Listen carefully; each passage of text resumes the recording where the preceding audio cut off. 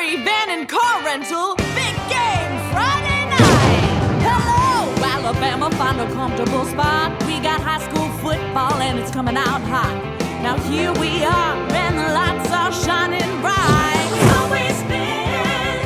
Yeah, WAAY 31 is rocking all right. Big game Friday night. Max Cohan, Trevor Denton. It's the McCurry Van and Car Rental. Big game Friday night. It's a 5A Region 8 catfight between Scottsboro and Guntersville. Lance Reese and Tyler Van go head-to-head in a battle that could decide the region in our big game Friday night game of the week. Out at Plainview, things heating up in 4A Region 8 as the Bears look to keep their record perfect. They hosted the Chiefs in our rivalry game of the week. Hello and welcome into the Weekend 7 edition of Big Game Friday Night. As always, I'm Max Cohan and he's Trevor Denton. And at this point in the season, every snap just means a little bit more. One play could change the trajectory of an entire season. That's right, in 5A Region 8, things are pretty tight right now. Guntersville, the only team without a loss in region play. Tonight they took on Scottsboro, a team that wore the crown last season. A win tonight for them would put either team in the driver's seat, making it a clear choice for our Big Game Friday Night game of the week. All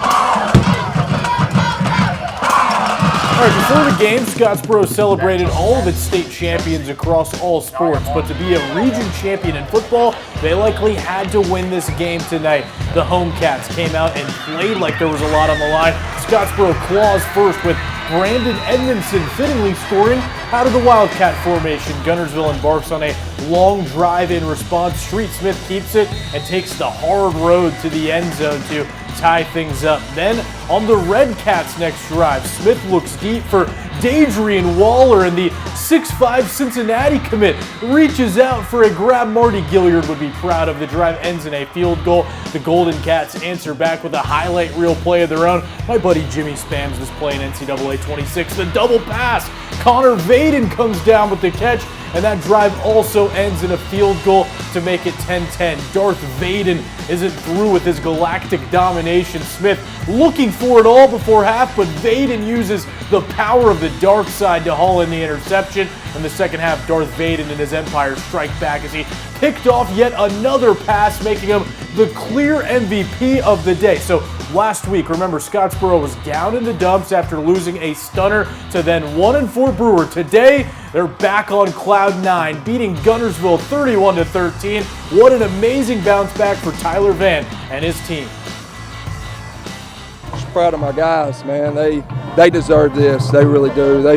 What they went through last week, and like I told them, man, let haters hate. Like, let all the naysayers know. I think Bama said that a few years ago, but like, you know, after we lost that game, a bunch of people jumped off the ship, and I told them, like, remember who's on the ship still, because we know what we do in the building. They know what we do, and I'm stinking proud of them, dude. I'm proud of them. What an unbelievable bounce back, truly. They tuned out the noise, didn't listen to the haters, had a good week of practice, and showed up against Guntersville. Talk about a bounce back for them. All right, well, let's move things up to 7A and take another tight region. The Austin Black Bears seem to be fighting for it every season. The Pats haven't beaten the Bears since 2019. Coach Perkins hoping to keep things that way tonight. Austin on the attack first. Kadir Lyle with the option toss, and Aiden Davis gets the arm far enough for a fresh set of downs. Black Bears would drive deep into Pat's territory, but opted to kick on fourth down, and then this happened. A bad snap bounces right into the hands of Oscar Delgado, the kicker looking to be the hero, but he can't do anything. They turn it over on downs. Later in the quarter, the Pats back on offense, and this handoff to Caleb Christopher's going nowhere. The Black Bears swarm him, and Mark Green is fired up as they stuff the run. Austin would take back over and catch a lucky break. Aiden Davis shaking and baking on the carry. He bounces off a couple Pats, and the refs don't call him down, but you can see clearly his knee hit the turf in slow motion, and with no whistle, the junior rumbles all the way down inside the 5. The quarter would end before he could punch it in, but on the first play of the second, Davis finishes what he started. The touchdown puts the Black Bears up 2 scores as Austin wins 31-7. Speaking of surprising teams, the Sparkman Senators have really turned things around. Ronnie Watson's squad started with 3 straight L's. Now the Sens are looking at playing football in November, but they'd have to get through a hungry James Clemens squad first. The Jets flying into this one after back-to-back defeats, and when you have a guy like MJ Gideon, it looks easy. The running back takes advantage of the excellent field position with a touchdown on the direct snap. Later in the quarter, Juan Johnson's team looking to add on to it, but they'll bring on the special teams. Hard to tell, but the kick is up and good. The Jets take a double-digit lead, and the Jets would go right back to the ground attack. The next chance they had, it's Gideon again, the running back, running right into your living room for yet another touchdown. James Clemens wins 31-24 over the Senators. Down in 6A Region 7, the Muscle Shoals Trojans look to stay undefeated as they traveled to Jasper. Scott Baisden's squad dropped their only previous meeting by a single point last season. Well, they get their revenge tonight, staying unbeaten with a 34-15 win. How about the job David Green is doing in his first season at Buckhorn? The Bucks are trying to play extra games for the 4th straight season, and a win over Southside would put them in a great spot. The Bucks dropped their only previous meeting with the Panthers last season, but tonight they capture the dub 21-15. And let's check in on the nation's longest losing streak. Columbia enters the night on a 97-game skid. Tonight they hosted Coleman, a team with just one win on the year. We jump in with the Eagles down 28 in the first half, and Coleman going for 2. Columbia can't stop it, and that makes it 30-0. But the Eagles would be looking for points on the ensuing kick. Hakeem Dunnigan can always break out some moves, and the speedy senior puts the kick team on skates and breaks free as he eyes the end zone. He'll get all the way to about the 20, and the Eagles offense would have to take it from there, but there were no points to be found as Columbia was unable to get anything going. With the 39-0 loss, the skid extends to 98 games. How about we pivot from losing streaks to winning streaks? The Hartselle Tigers seem unbeatable right now, but they were one of 3 teams in that region that entered the week without a loss. Yeah, Cody Gross and the Athens Golden Eagles trying to end their perfect season tonight, but they couldn't pull off the upset. Hartselle keep things rolling. They are amazing right now, 28-14 the final. All right, we mentioned last week the Brewer Patriots upsetting Scottsboro. Tonight, they looked to do it again against Boaz, but they couldn't get another miracle upset done. The Pirates won this one 23-19, but Brewer continues to be a tough out for everybody. All right, it's time for us to take our first out of the evening, Max. Yeah, but you guys don't want to go anywhere. We're heading out to Plainview for our rivalry game of the week right after the break. Stay tuned for more Big Game Friday night. Go Pats! Go Pats! Let's go Pats!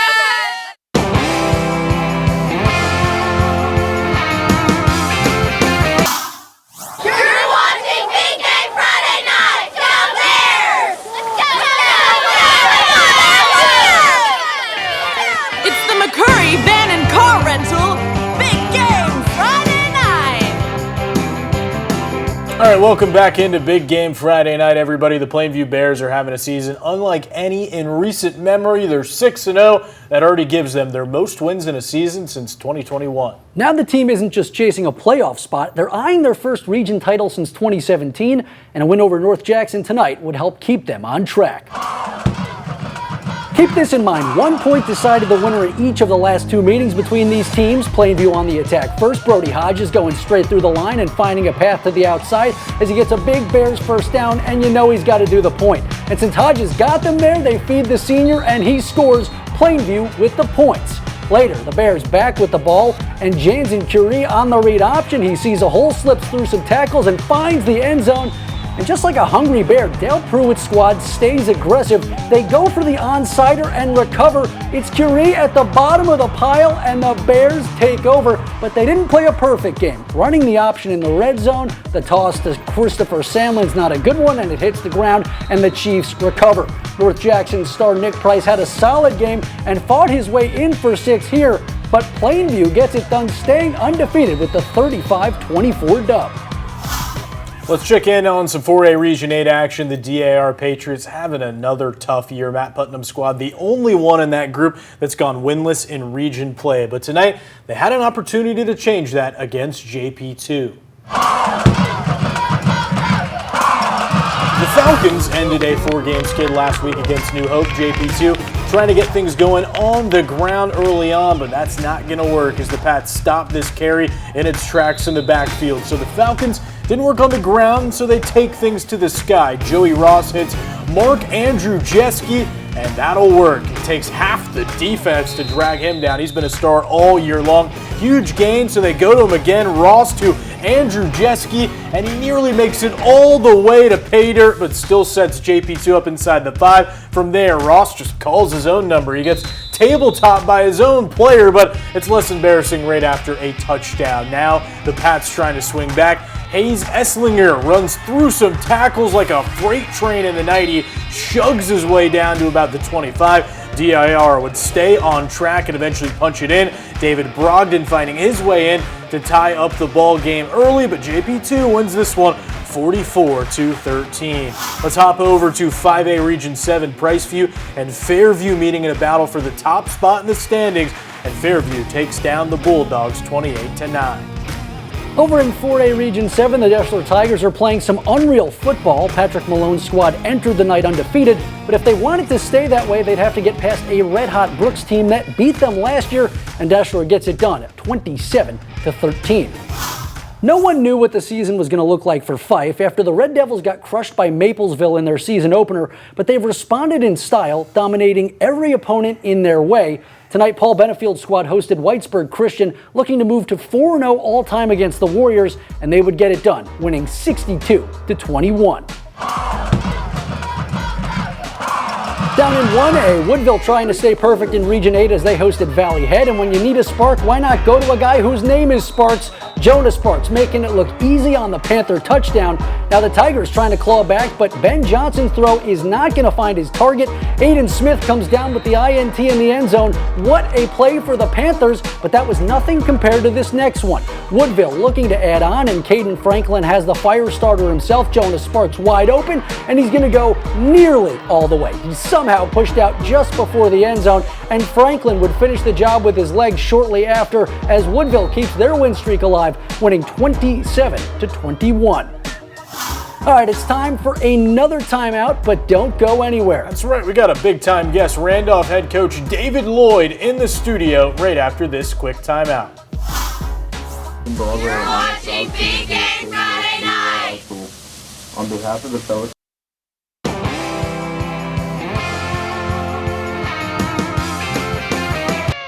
It's the McCurry Van and Car Rental Big Game Friday Night. Big Game Friday Night.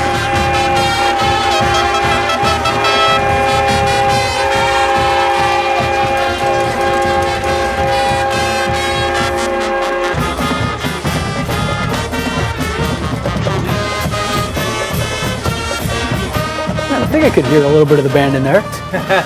They were doing their best. It was loud. Yeah, it was homecoming last week. They didn't pull off the win over Brewer. People were disappointed. So I think they should retroactively make tonight homecoming for Scottsboro. If 'cause that only was an you could incredible do game. scheduling after the fact. Amazing game for them against Gunnersville, and they had an amazing effort by one player, Max. Yeah, they defended home turf, didn't they? They did, and it really came from this guy. Connor Vaden made some plays on offense, but it was his contributions at the safety position that were unbelievable tonight. So Gunnersville driving towards the end of the half, that's that middle 8 area, key plays. Connor Vaden makes an interception to keep them out of the end zone there. That was a huge play. Then in the second half, he made another interception, the MVP of the day, and an incredible performance by Scottsboro as they get it done against Gunnersville, putting themselves in pole position for the region, Max. All right, well, now we have a very special guest in studio, Randolph head coach David Lloyd. First of all, thank you for being here. Tell me a little bit about what the season's been like for you and the Raiders so far. Well, it was a tough start. I thought we played 3 really quality football teams out of the gate, and we go 0-3 there. We've put a little streak together. We've played well kind of in the middle part of the season, and now we've got a home stretch coming up with 3 big region games to end it, and none bigger than the one we've got next week with Madison County. Yeah, you mentioned that 0-3 start, not just regular opponents. We're talking about Madison Academy, Plainview, and West Morgan, teams that I think maybe combined have 1 loss. When you were putting the schedule together, did you know that that was the type of start that might set you guys up for the playoffs? Yeah, and then that's why we schedule the way we do non-region. We've got West Morgan. We played Pisgah, who's a ranked team in their classification. We knew we wanted to play good teams. We wanted to be challenged. We wanted to be pushed, and we wanted to kind of figure out what kind of team we have and how we can handle those kind of things. So we felt really good about how we've handled that adversity from the first 3 weeks. And like you said, they're not just any normal 3 teams. They're top 10 ranked in 4A, and one loss between the 3 of them. That one loss came to Mars Hill. So pretty good football teams we started off with. You think about what you've been able to do on Garth Road. Your teams have made the playoffs each of the last 5 seasons. How much do you think your guys still have what it takes, even though you're in a little bit of a tough spot heading into what's going to be a huge matchup next week? I think we've got a good chance. Our guys do everything we ask them to do. They're really bought into what we want to do, and the guys we've had before them have really kind of set the standard for what Randolph football is. We know next week is really, we look at it as the winner's in, the loser's probably out. So it's really our playoff game, and that's kind of how we've approached every game after that 0-3 start. If we want to get to where we want to go, we've got to play well week in and week out, and every game matters for us. And next week's a big one. I know County, they've played really well the last couple of weeks, had a big win against Westminster last night to kind of put them in a position where they're in the same boat we are. If they win, they're in. So it's you want to play games like this, games that matter with something on the line. I think it means a lot to our players, so we're very excited about it. Before I let you go, one guy that keeps popping up behind us, Johnny Billions. What can you say about your running back and what he's able to do? I don't think I can say enough things about him. Really, the growth, maturity, the development he's had since he was a freshman to where he is now is just phenomenal. He's a great leader for us on and off the field. He's probably the best guy we put on the field in a Randolph uniform every Friday night, and he's just done a phenomenal job for us on both sides of the football. Defensive back, he's played safety, he's played corner for us, he's run the ball, he does some Wildcat stuff for us. He's done almost everything but throw a touchdown pass, and that might be coming for him if he needs a shot. But he's been great for us, and we've kind of put it on his shoulders, and he's done everything we expect him to do. Oh, we're going to have to expect him to have a big game next week against Madison County. We know that's going to be a huge one. Coach, can't thank you enough for making the time to come in and talk to us. Thanks, guys. Best of luck next week. Thank you.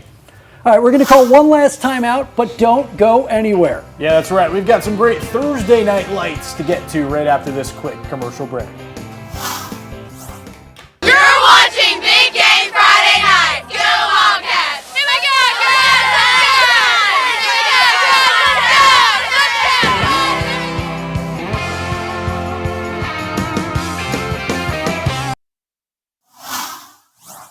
You're watching Big Game Friday Night. Go Team! Marching Chiefs and Chiefettes. It's the McCurry Van and Car Rental Big Game Friday night. You know, some teams play at stadiums, and there's an interesting name of the road that they play on. Now, if you look at Madison Academy, they play on Slaughter Road. Yeah. Occasionally, they slaughter opponents. They've been really good this season. It feels like that week 0 loss to Mars Hill. Doesn't it feel like that was like 9 years ago type thing? It's almost like you look at it on the schedule, you forget it happened. Yeah, you forget it happened with the way they've been playing. But let's show you what the Stangs did last night on Thursday Night Football. Let's head out to Bill Washington Stadium. Bob Godsey's squad looking to move to 5-0 in region play. And at this point, it seems like Charleston Owens is going to do something insane every week. Here's Exhibit A. On third down, the Mustangs quarterback finds his way out of trouble and then shakes and bakes for a first down. Coach Godsey loving that and then giving his guys this signal. I'm still not sure exactly what it is, but he points to his mouth. Owens had so much time on the next play, we cut out that part because here's the end result, a perfect strike to Zion Williams as the Mustangs get on the board. Indians head coach Michael Harper knows his team has that big playability too. Gavin Runlet takes the handoff and he's off. The junior makes a cut to the outside and rumbles all the way down to about the 25 before he goes down hard. New Hope would face a fourth down in the red zone, but they opt to go for it and it pays off. Lucas Terry rolls to his right and finds Landon Tate Matthews in the end zone just like that. This game is tied up, but that meant the ball was going back in Owens' hands and the sophomore is going to let it fly again.